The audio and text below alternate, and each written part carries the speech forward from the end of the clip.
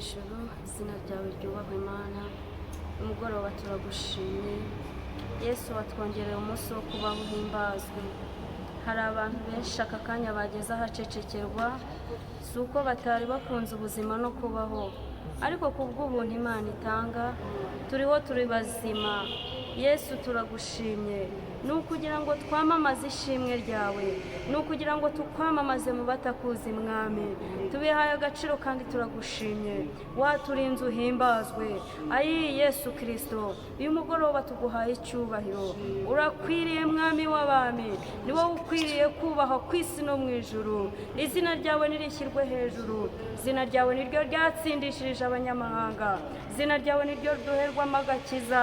Yesu himbazwa, turagushimye. Tujye kumva ijambo ryawe Mwami, Mwuka wawe wera abane natwe, imbaraga n'imbabazi bya Yesu bidushyigikire, tukugireho umugisha. Uri Kristo, uri umwami w'abami iteka, mu izina rya Yesu, amen. Amena, aleluya.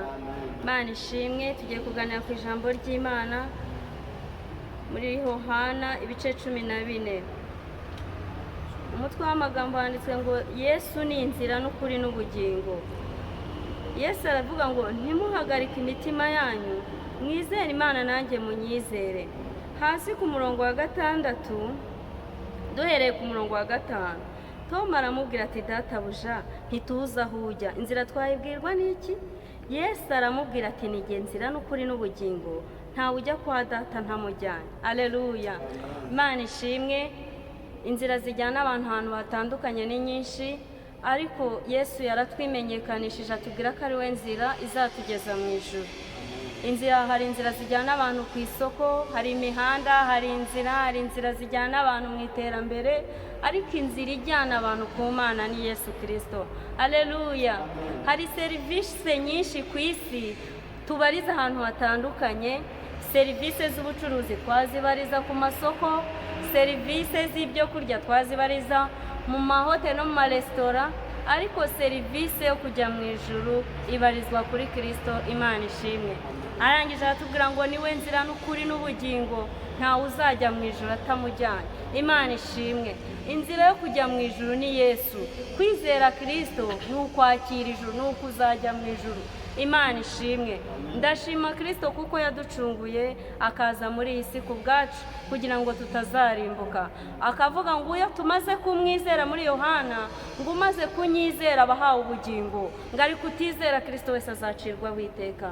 Bene data, ndabashishikariza kwizera Kristo, ndabashishikariza kwizera uwo mwami kugira ngo tutazacirwa witeka. Mu by'ukuri turi mu isi, umuntu aravuka akabaho ku isi, ariko hari n'igihe cyo kuyivamo. Nyuma yo kuva mu isi rero hazabaho urubanza. Ku bantu bizeye Kristo ntago bazarimbuka, ariko abantu batamwizeye bazacirwa witeka.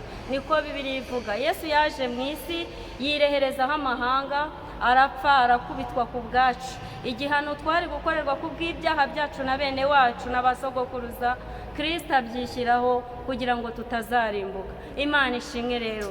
Ndabashishikariza kwizera Kristo kuko bizagira agaciro igihe umuntu azaba avuye muri ubu buzima. Nituva muri ubu buzima aho umuntu yitwa ngo arapfuye, bamwe bakavuga ngo agiye mu ijuru, abandi ntibamenye iyo agiye, bizasobanuka kuri wa munsi koko niba ubuhamya twatangiraga abantu bapfuye bari barizeye Kristo by'ukuri.